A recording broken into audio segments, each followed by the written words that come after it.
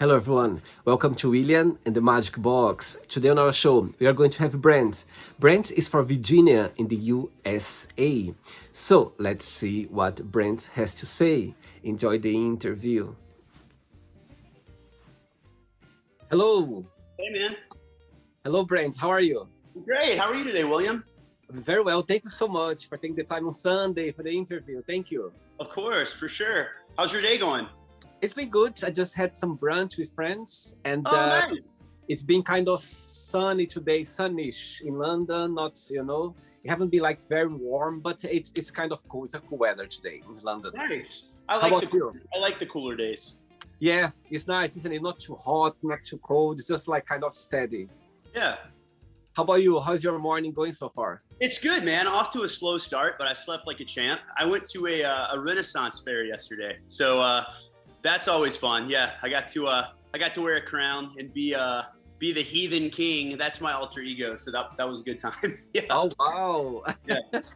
By the way, I like your background. I like those the wall. Oh my goodness! Yeah, wow.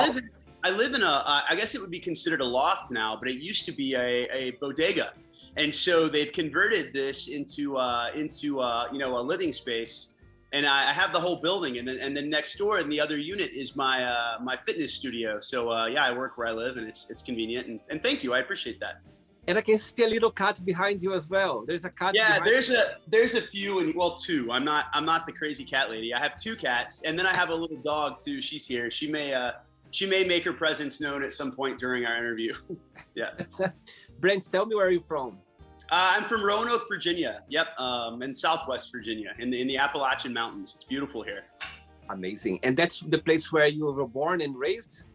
Yeah, it was. Yeah, it is. I was born and raised here. I left in my early 20s and went backpacking and ended up in Alaska. And I lived on the beaches in Hawaii for a few months in a van, and then traveled a bit more, and then decided to settle here. I just turned 40 a couple of years ago, so decided I wanted to come back home where it's a little quieter. And yeah, what about you? Where are you? I'm in London. I'm originally from Brazil, awesome. but I've been living in London for the last 17 years now. So it's Okay. been a long way. Yeah, I was living before in Portugal, but yeah, London is home now. It's the place where I'm meant to be. I just love being here in London. And what's the best part of living there, in your opinion?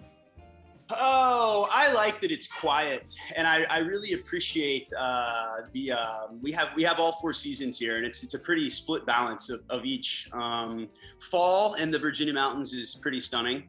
Yeah, but you can't really go wrong. The pace of living, and it's very friendly.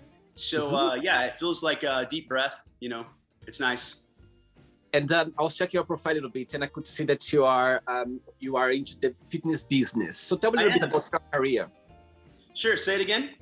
So tell me a little bit about your career on the fitness business. Sure. Well, I've always been very interested in fitness since a young age. At about 15, I got a job at a sandwich shop, and I started rollerblading there. Started skating. And when I did, I lost a lot of weight, and I was feeling great. And then it just compiled from there.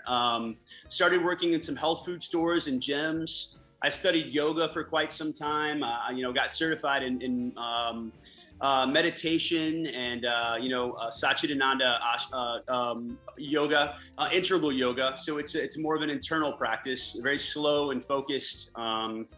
Yeah, and then I just love fitness. I really like the idea that we have the conscious ability to create our bodies, and I feel it's very empowering. And I feel that if you have a discipline in that way, you can't help but see that kind of roll over into the other parts of your life. So it's very empowering for me. So I've had my business for my company is called Iron Oak Fitness, and it was founded in 2014. But I've done, I had another business under my name for about 3 years before that, doing the same. And in the past year and a half or so, I've taken my in-person career. I had a staff of about 5 trainers and some group fitness instructors, and I really wanted to be able to travel with what I do. So I've created an online platform that I'm about to launch, and that's what I'm up to now. Yeah. Amazing. So fitness always been in your life since young age? Yes. Mm-hmm. Wow. Yeah. I've always been interested in just physical activity. Not so much sport, I'm really terrible with hand-eye coordination when it comes to a ball or soccer. I guess you guys call it football, you know. But when I would play that, I have a really intense attention hyperactive, you know, disorder. But I don't like to think of it that way. I just tend to process information differently. But you know, the ball would be like 3 inches behind my foot before my foot would respond. so it never really worked out for me. But gymnastics type things, and you know, I was a cheerleader for a while, stuff like that. I really enjoy, you know, just muscle control type things. Amazing, amazing. Yeah. Okay, Brent, so through the game, I'm going to explore a little bit more about your career, about your business, about yourself. Sure. Are you ready to go on a beautiful journey through your memories in life and to share your point of views? Yeah, amazing. Let's do it. Yeah. Welcome to William and the Magic Box. So this is my best friend.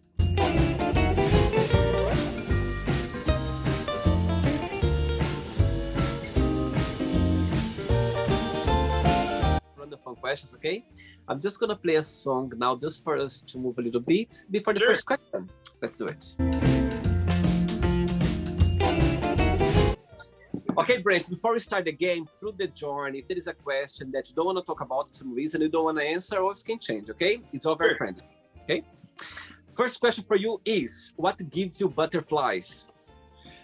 Oh man, being on stage tends to give me butterflies. Skydiving gives me butterflies a little bit. Yeah, I don't know, just anticipation tends to give me butterflies, but mostly being on stage. I tend to be pretty. I don't know. I tend to be pretty brave, I guess, when it comes to a lot of situations. But when I know that I'm going to be speaking in front of a lot of people, that gives me butterflies. And then I'm a total hopeless romantic, man. I just too much Taylor Swift and Walt Disney in my brain for me to not feel that way. So yeah, I'm very much in that way. So yeah, love tends to give me butterflies in that way. So yeah. So you consider yourself to be a romantic person? Totally, 100%. Yeah.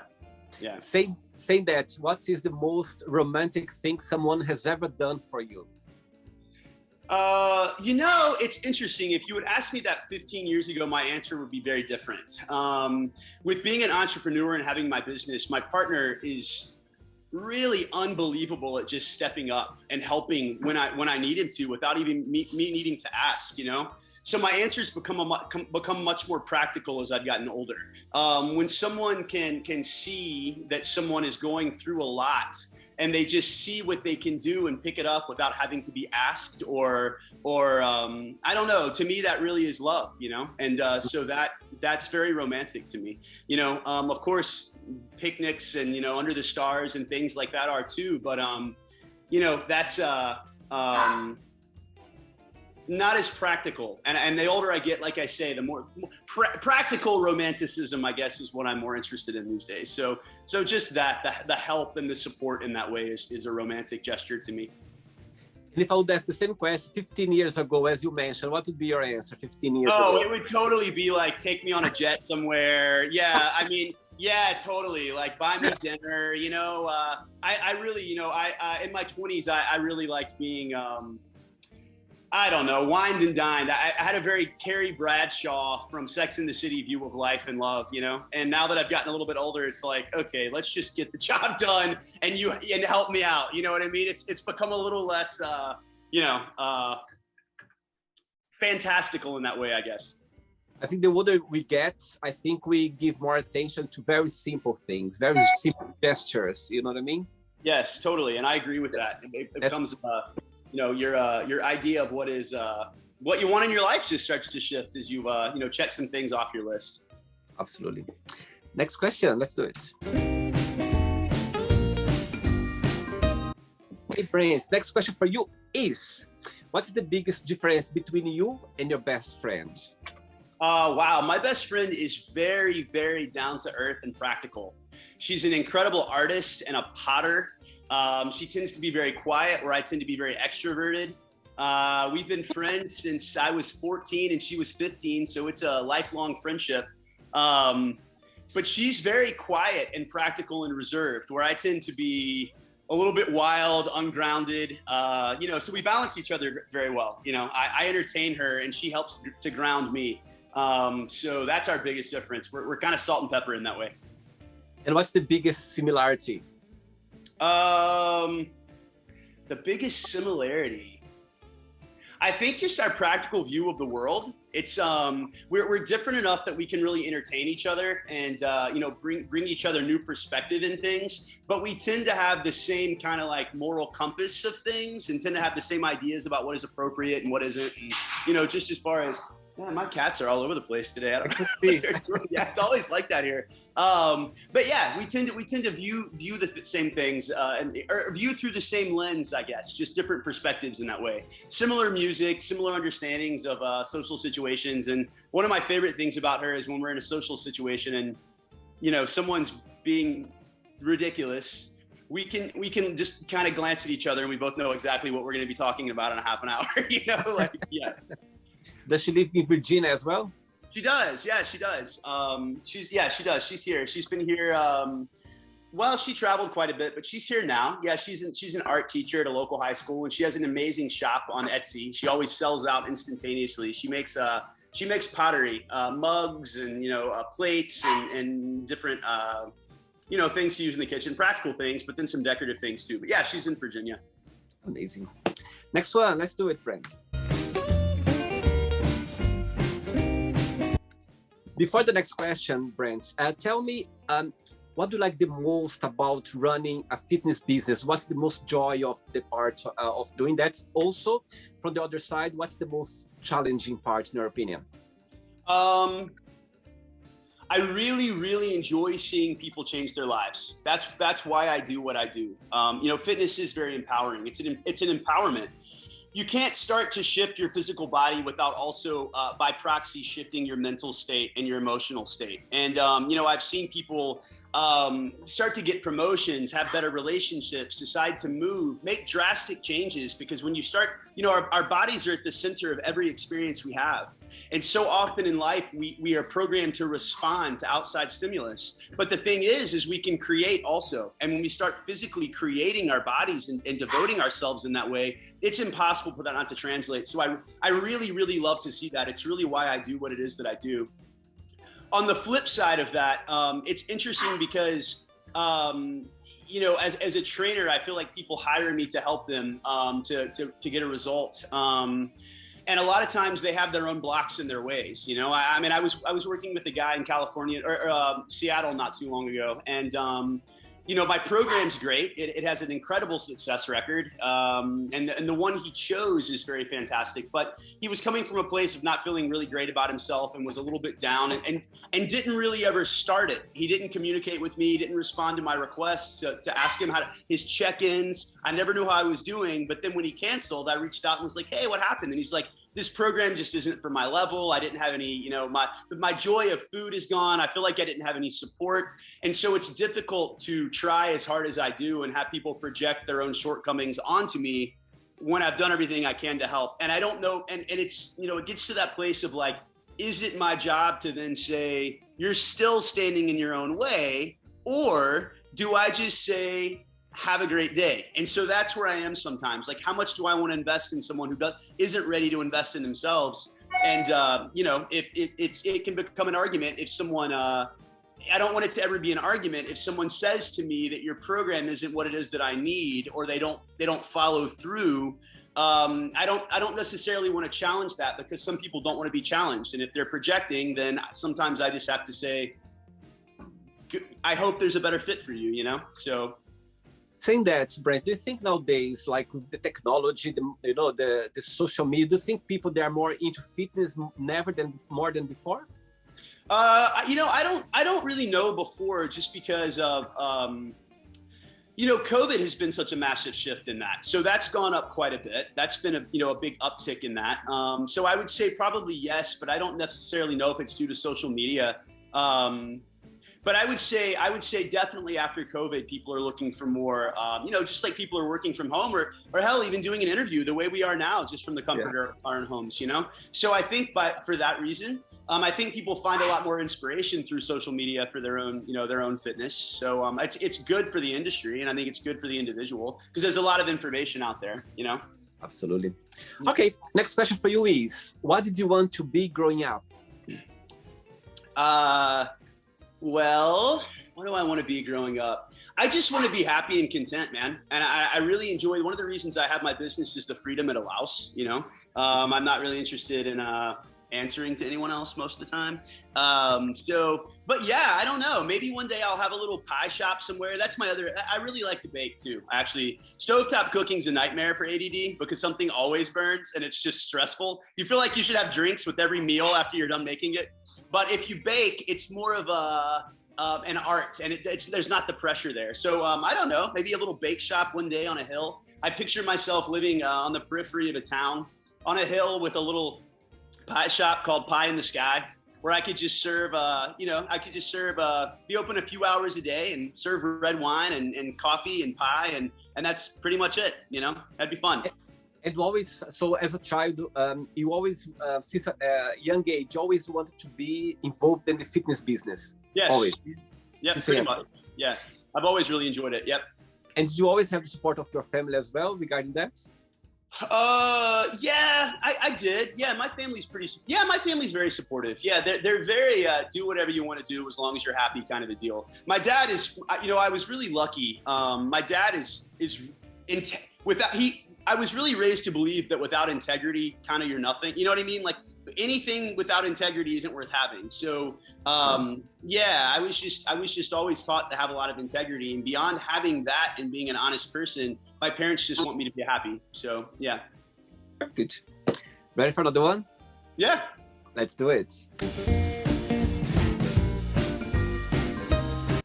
Okay, Brent from Virginia in the USA. Next question is, what's the best gift have you ever received and from whom? Nothing's coming to my mind, and I know how this will go. I'll sit here and stare into space for 45 more seconds and then say that I don't know. If something pops in my mind, I will tell you, but I honestly can't. I had not too long ago, something that does come to my mind is I had a client who was also a fashion stylist, and she had this sugar daddy boyfriend, right? And so she said to me one day when I was, a few years back, she just wanted to take me shopping. So she did. I mean, she bankrolled an entire, that was incredibly generous. I mean, she just kind of she knew I was about to do some new things with my business, and she was like, I want to dress you up. So she basically took me around Town like a Ken doll and just put me in what she thought looked good and then gifted it to me. So wow, that was a pretty awesome gift. Yeah, yeah. Oh, wow. What a day, like a Pretty Woman day. It was fun. I totally felt like Julia Roberts, like 100%. Yeah, it was definitely like that. Yeah, it definitely was. Yeah. I need a friend like that, actually. Take me out for a good shopping day. It's fun, right? Next one. Before the next one, as of course, you know, I can see how much you are involved in fitness, you got a good body. There is something that you cannot eat, but just because your lifestyle, that it's hard for you, it's like a guilt pleasure. There's something, and also, do you train every day? I train 4 to 5 days a week. Yeah. I have a cyclic idea of fitness. I think that if you just go hard all the time, you burn out. So what I like to do is I'll get myself on a 3-month program. I'll run it. I'll focus. Then I'll take a couple of weeks to kind of relax into my life a little bit, where I make those choices. And I'll tell you about my favorite foods in a second, because I really love to eat. I am a fat Southern boy at heart, like definitely. Yeah, so 4 to 5 days a week, then a little time off, then I'll pop on to another program. Maybe I want to focus a little more on my cardio or my flexibility. So it kind of ebbs and flows. I really, really love chicken pot pie. I really do. That's probably my favorite. And then there are a few things I just can't have in the house. I don't know if you know what this is since you're in the UK, but do you know what pimento cheese is? Again? Pimento cheese. Do you know what this is? No, I'm not familiar.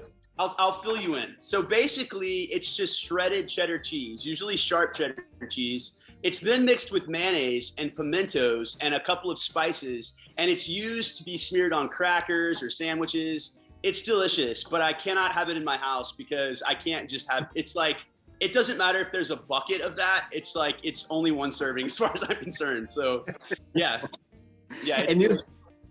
And do you feel more like for yourself? Do you feel your body better training during the like mornings or evenings, or it doesn't matter? Mornings for sure. Yeah, mornings. Yeah. Yeah. If I can get it up and get it out of the way, and it's more like it just kind of wakes me up and invigorates me. And I tend to look forward to my workouts before I go to bed. The first few workouts when I'm back in a program always are rough, man. I mean, the first step's always the hardest to take, you know. And people are always like, "Oh, it must be so easy for you," and I'm like, "Is it though?" Because I do fitness all day, and then the second I get off, it's time for me to take care of my own fitness. So first thing in the day, and I just schedule it into my day. You know, occasionally later in the day, but mostly then. Amazing. Next question for you is, who do you count the most for help? Definitely my partner, Zach. Yeah, he's pretty amazing. Yeah, he's awesome. He's very quiet also. And he is a naturopathic doctor and an acupuncturist. And so he kind of does the yin type things to my yang type practice. But he just balances me so well, and I'm very lucky to have him. So yeah, he's amazing. I have a cat that drives me nuts. And when I'm trying to work, he's an older cat, and he always looks like he's on the verge of having an anxiety attack. And after a while, it starts to make me crazy. So I just picked him up and took him to his house for the other, you know, a few days ago. Like, he just is always on the ball like that, and just makes me really feel like no matter what, he's a safety net, no matter what it is that I need. And that's not something I'm used to, because I've always been very independent. So I would definitely say he's pretty great. Seeing your eyes shining when you talk about him so far, what's the most beautiful lesson or the most memorable lesson you've learned from him so far? Just that support, and that he just has such a huge heart.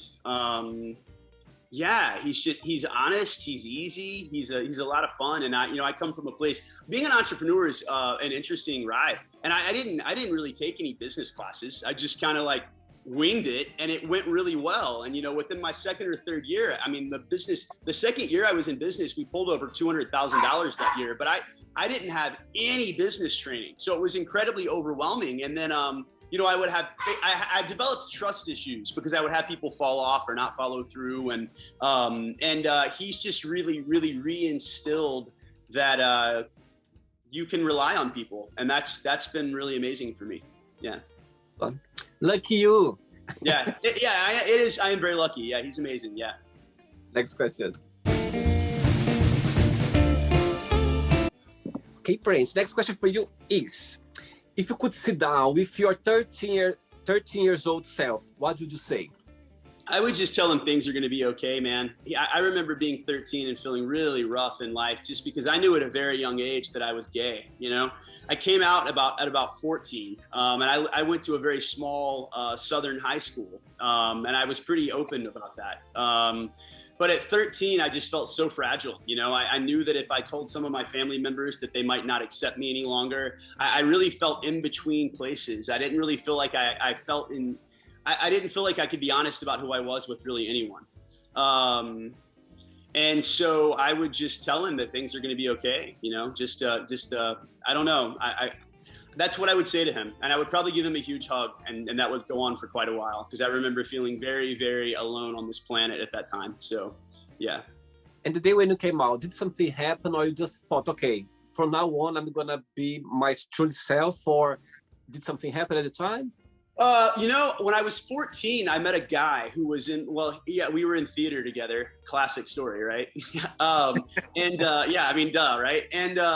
And you know, his name was Brad, and he was my first boyfriend. So I was in a relationship at 14 years. And I look back on that at my nieces and my nephews, and I just think, oh my God, that was so young, you know? But I just was really proud of it. You know what I mean? I felt really good about it. It felt very real to me and very sweet, you know? He was really into sign language. And I remember that, you know, our first kiss was, we were in a cemetery. I'm a little more Gomez Adams than I lead on to most of the time. And we were walking in the cemetery, and we sat down, and he was spelling something with his hands, and I was holding him, and he was spelling kiss me. And so I kissed him, and, you know, that's that kind of like romantic stuff, you know, I would be into years and years ago. But I just really, once I decided that and felt like I found someone else I could relate to, and we had a cognitive group of friends that we all kind of hung up, a little collective, you know, crew, what is it called? Little crew, gang? I don't know. But I just felt like I felt like I had support and structure. And so I felt like it didn't really matter what anyone else thought. And I'm so glad, because that my whole life has been that way. My whole life has been, I'm going to make this happen. And and so I don't know. It was good. Yeah, that's what happened. Yeah. And who was the first person in your family that came out? I told my mom. Yeah. Wow. And she handled it pretty well, I guess. She's really dramatic. I love her to death, but my God. Yeah. Did you think always over the top? Yeah. Do you think that she knew it even before you said? Oh my God, dude. I don't know. I mean, I had my ear pierced in the first grade. There's a picture of me going fishing with my little brother and my dad. And we all have our tackle boxes and they're standing there like this. And I literally at like 12 have a halter top on and it has the Ghostbusters emblem on it. And I'm standing with my fishing pole like this. So yeah, they had a clue. Yeah. I had a guest on the show from Italy, and he said to me, William, I never came out to my parents because they had eyes. Oh yeah, he didn't have to. Yeah. Interesting. Next one.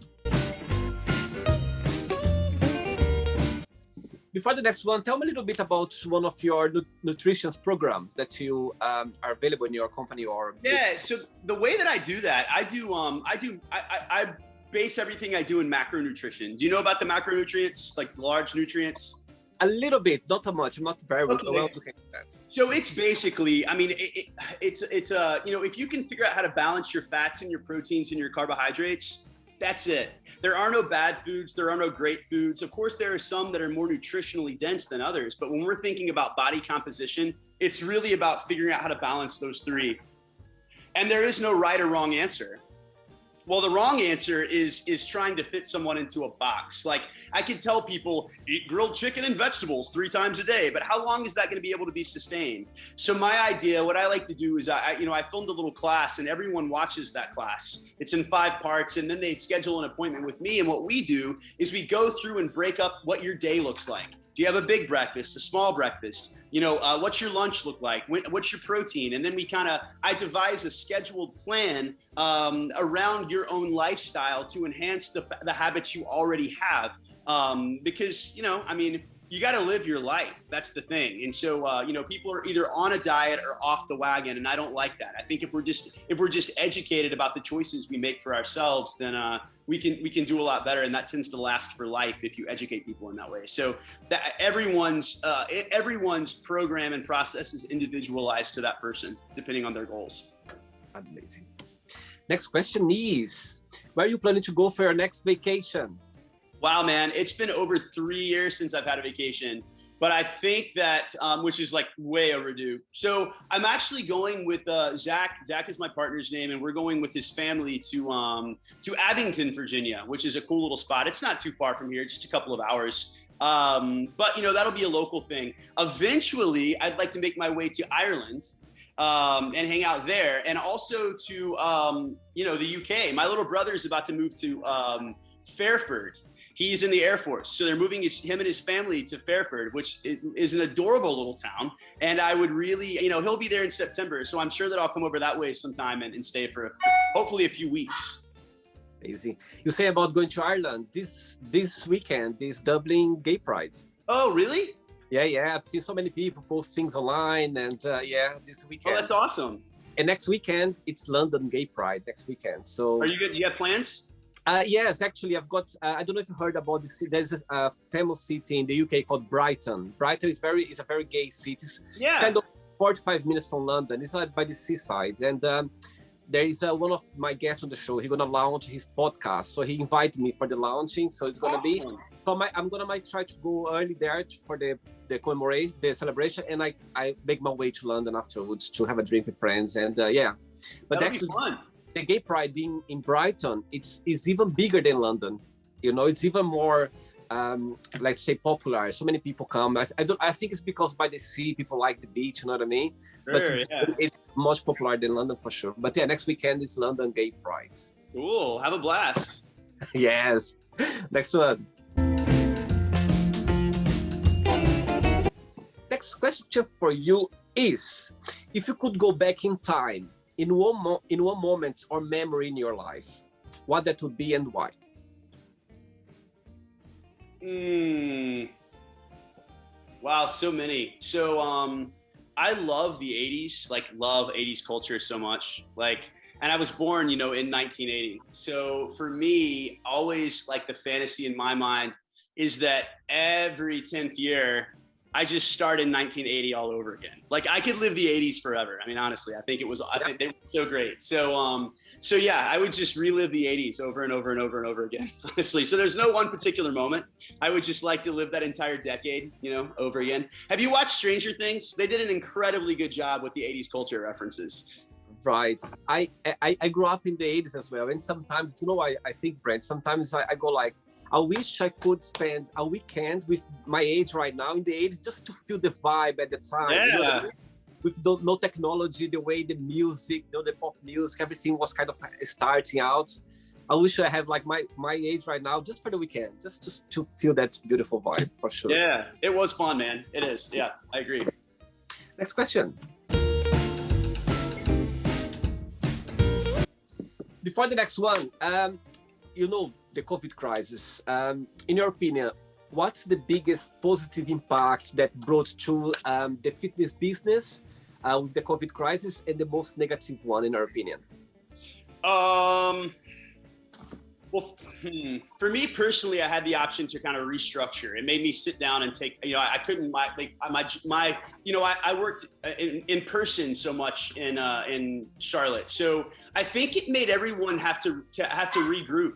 And when you regroup, you become better trainers, I broke my hand once, and they had this hook style cast on. And so I had a really hard time demonstrating. So that meant that I had to kind of reevaluate my training style. So it made people better trainers, and you have to find new ways to connect with your audience and new ways to inspire. And I think that has become much more available and viable to a lot of other people now. It's changed the way that I'm doing things. Negatively, I feel like it's always the same answer for me, even post-COVID, before COVID. I feel like our cultures, specifically in the States, and I can't speak for everywhere because I only have my own experience, but we're a Band-Aid culture. You may notice that. We don't necessarily like to look at the roots of problems and then figure out how to evolve the way they change. We like to just be angry at the fruit of our choices. And so I feel like it's negative that, we have an obesity epidemic in the States, and people tend to look for fixes, instead of changing habits and changing. And I feel like macrocosmically, as an entire country, we tend to do that. There's a mental health crisis here also, and it's almost stigmatized. No one really wants to speak about it. No one really does anything. There's not as much community outreach as there could be. And I think that leads to a lot of the outcomes that happen in our country. And I think that, on the microcosmic version of that, people have the same tendencies. They want to repeat the exact same habits, and they want to change things, but they want the end result to be better. And so I think that, that's a negative way to look at that. Does that kind of answer the question? Absolutely. Yeah, absolutely. Next question is, what is the worst pickup line have you ever heard? Oh my God. How do I narrow it down? Okay, I'll tell you one. It was pretty heinous. Okay. So I went to a cotillion with my friend Amy. We met this guy out one night at this dance after this cotillion we did for her school. And we decided to go back to his hotel room with him and hang out for a while. So she leaves, I continue to stay. And we're kind of making out, but I'm also really hungry. And so I say to him, I'm like, do they have a continental breakfast here? Because I was thinking about staying the night, right? And then he's like, yeah, I think that they do. So then we can kind of continue to kiss. Well, my thought process continues, and I'm like, do they have biscuits and gravy here? So I say to him, do they have biscuits and gravy here? To which he replies, very weirdly in my ear, give me your gravy. And I was just like, you have to take me home. It immediately turned me off so much. Like, it was just like, I was like repulsed by that response. So that was the worst one. Yeah, I also wore a sarong to a party one night. It was a Halloween party, and I wore this really awesome sarong. And this guy, I give him kudos for this. He told me, you're wearing that sarong, but you look so right in it. And I thought that was really funny. Yeah, yeah. So, yeah. So you never got to give your grave to the guy. No, I got him to take me home. Yeah. I was like, let's go, bro. We gotta go. Yeah. Yeah. He went home hungry, feeling hungry. Yeah, he did. Yeah. Hopefully he hit the continental breakfast in the morning. Yeah. 3 questions left for you, okay? Let's Sure. do it.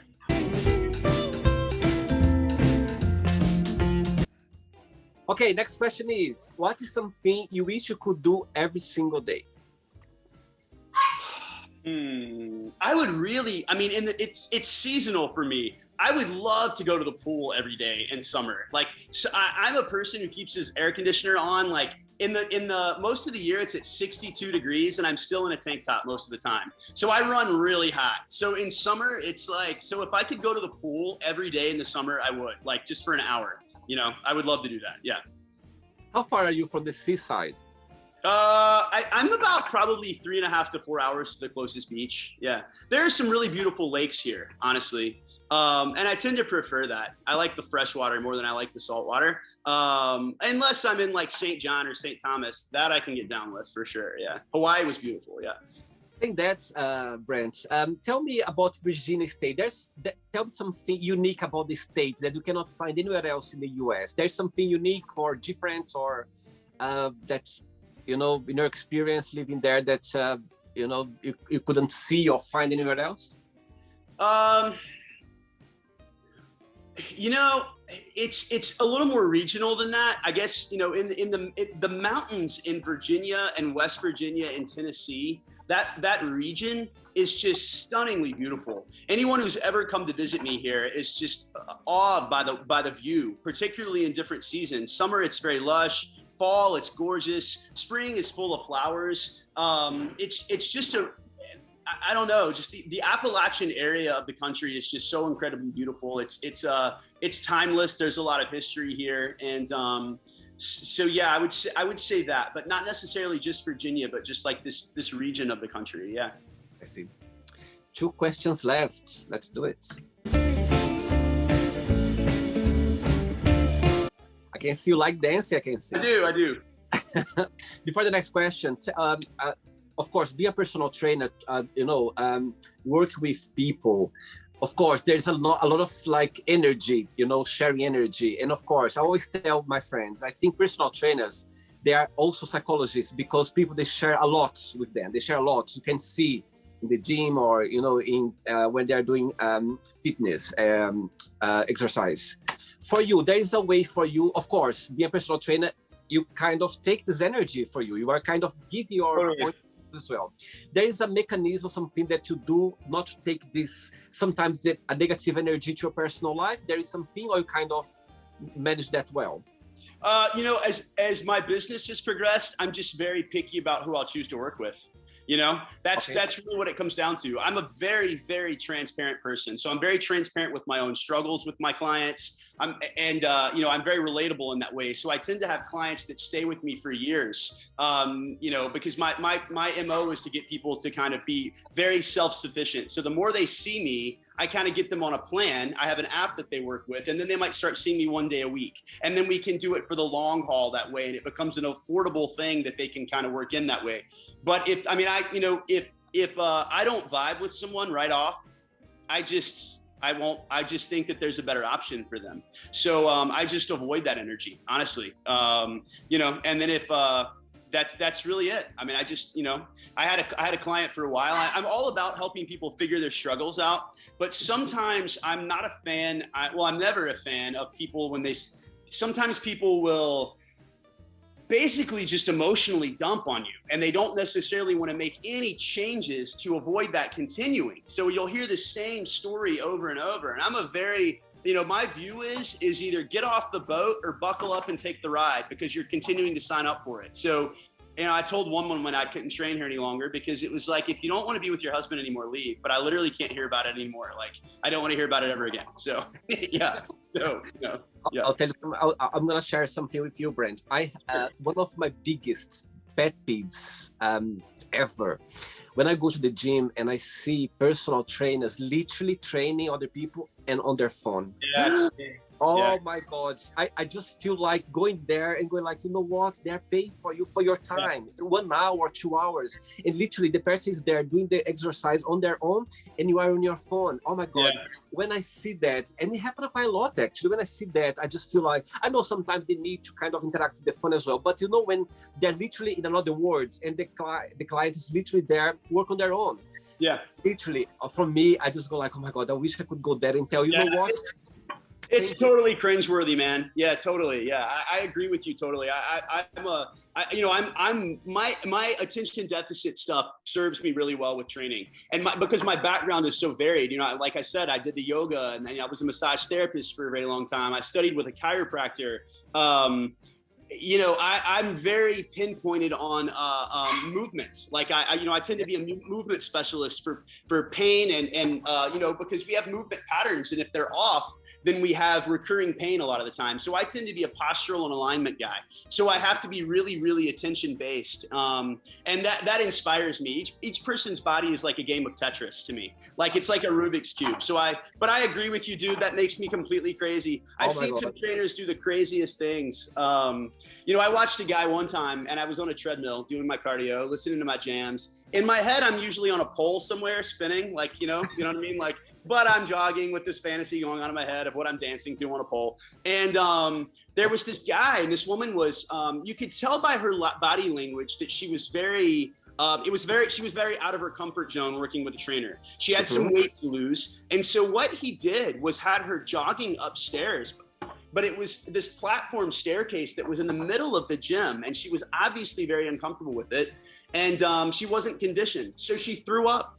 And and it was just like, in no way was that I don't know, man. You are more of, it's not just about the physical. I mean, people are a whole package. So you have to really understand where people are coming from and help them in that way, you know? So, but yeah, there are some good trainers and there are some not so good trainers, you know?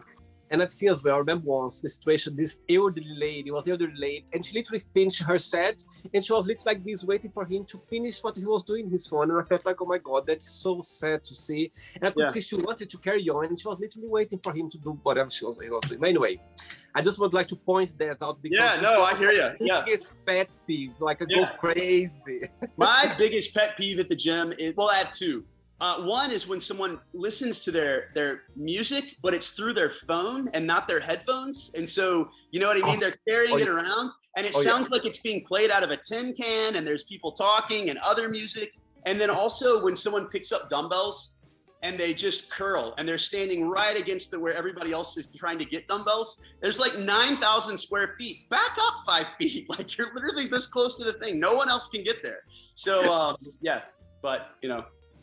Anyway, I think it's the universe work on ourselves. It's just testing the way for, we need to kind of chill out a little bit more. Maybe. Yes, I could definitely chill out a little bit more, yeah.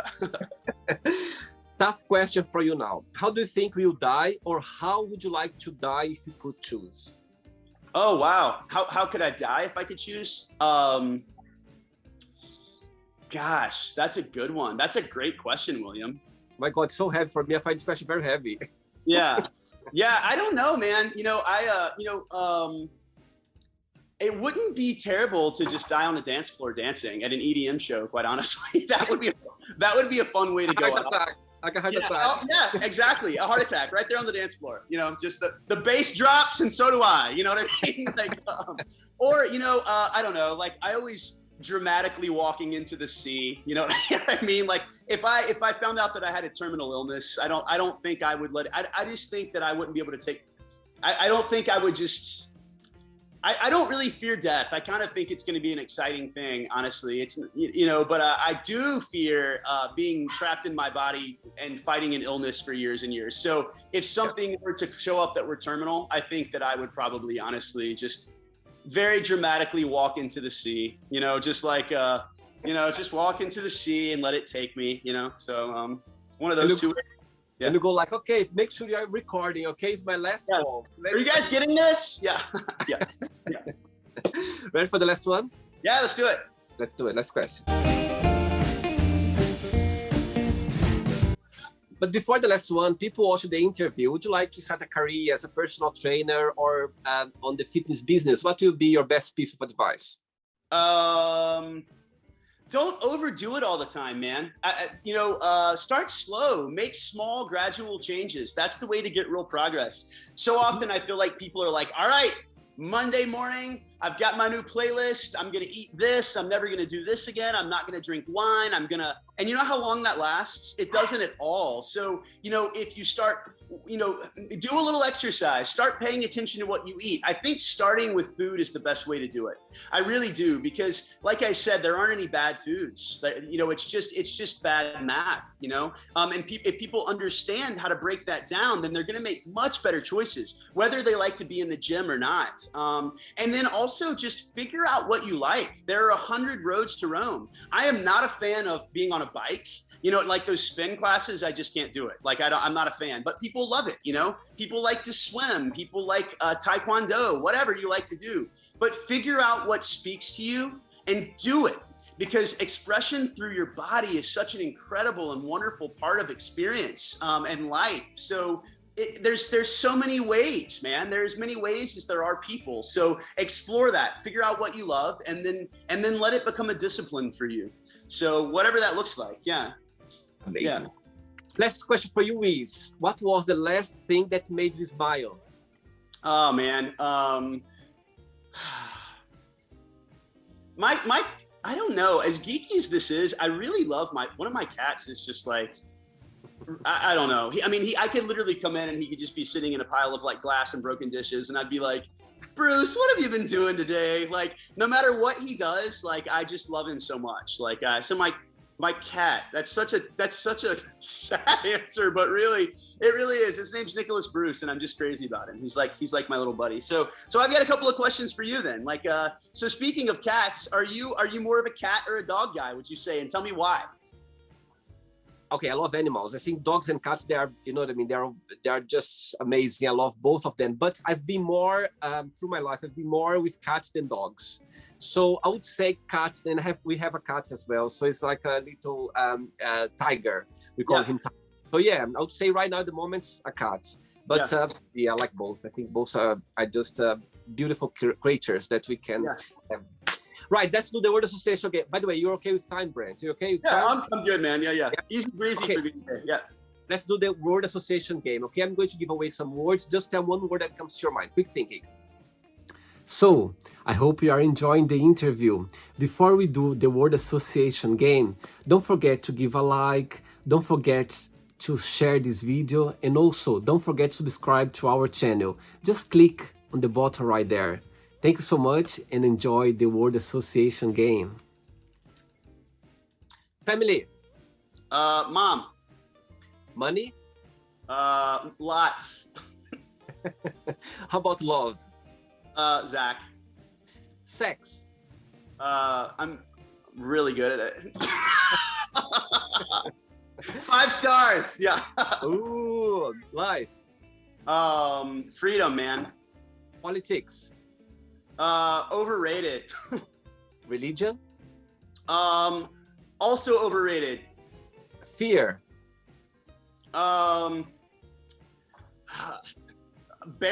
Barrier.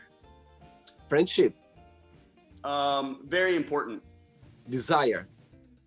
Ice cream. Any flavor that you like the most? I love mint chocolate chips so much. I think it's so refreshing and delicious. Yeah. Regrets. None. Success. Freedom. Wish. Time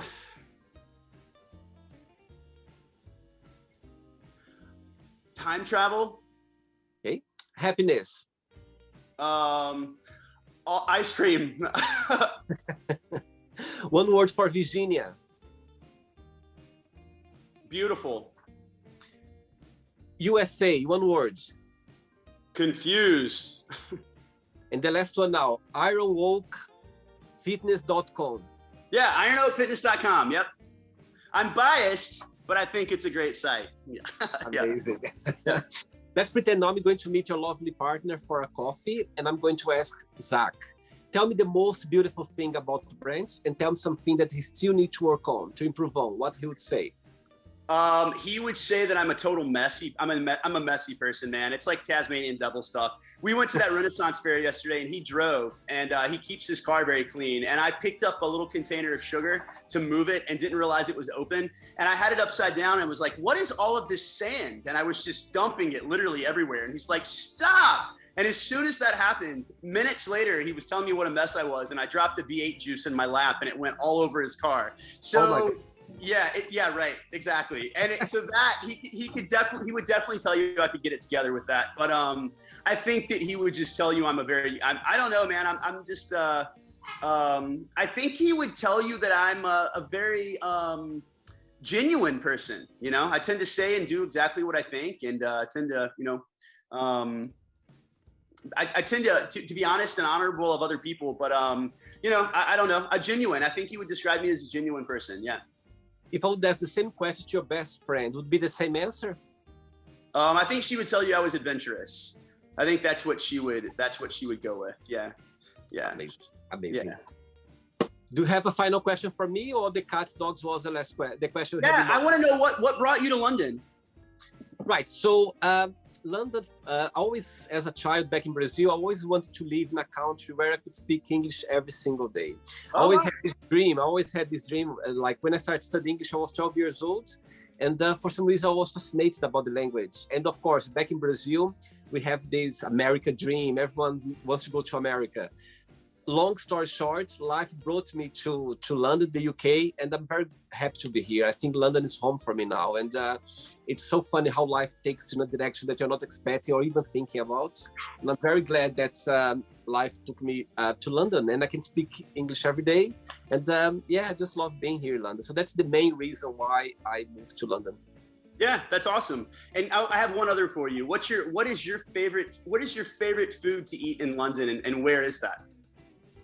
Okay, London is a place where you can find so many different kinds of food everywhere. Like it's so there are so many nationalities around that if you walk down the road, you can find Italian restaurant, Indian, Pakistan, Brazilian, Portuguese. There's always a lot of food, but I like the Sunday roast, like very traditional here. Sunday roast, like for brunch on Sunday after hangover, or after feel a little bit you drank too much the night before. It just feels so good when you go to have a proper Sunday roast, which is mainly with black pudding. No black pudding. We have this how can I explain to you? It's like a sponge they call pudding, and also there is some gravy as well, and a piece of meat, and sometimes vegetables as well. It's really kind of simple, but I sometimes like the famous fish and chips as well. Not for brunch, but sometimes for dinner. Why not? I like it. Yeah. I'm excited when I come to the UK. That's one of the first things on my list is fish and chips. Let me know. I'll take you to the fish chips place. Very good. I'll let you know if I'm in London for sure, man. Yeah, I'll let you know. Yeah, cool. Brent, did you enjoy the interview? Yeah, it was awesome. Thanks. I've been looking forward to it. I like what you're doing, man. You're doing some really fun stuff, and I appreciate it. I was honored that you asked me to be a part of it. So thank you very much. Yeah. Twice on Instagram and on Facebook. Remember? Yeah, right. Yeah. You did. Yeah. Great. Before you go, if you can share a positive message, something that you live by. Yeah, man. I would just say, try to create your life. Create it. Figure out where your thought processes are coming from, and if they're constantly responses. We tend to respond all day, every day. We constantly respond, and we have the ability and the power to create. Get centered in yourself, get quiet, and figure out what it is that you really want in your life, because I promise you can make it happen. You really can. So find out what makes you happy, and recognize that we're not getting out of this alive. So be kind, but do you, and figure out what that looks like, and make it happen for yourself. Amazing. Very good. Brent, regards to your partner, regards to your family, and you keep in touch. Thanks so much for the interview. It was a pleasure. Thank you, William. Have a wonderful day, man. Enjoy yourself. Thank you. Bye. So, did you like the show? Don't forget to give a like, to share it, and also don't forget to subscribe to the channel. And if you'd like to be part of the show as well, first, subscribe to our channel, and after that, just go to our website, www.williamandthemagicbox.com, and send us a request saying why would you like to be part of the show, and I see you there. Bye bye, see you next time.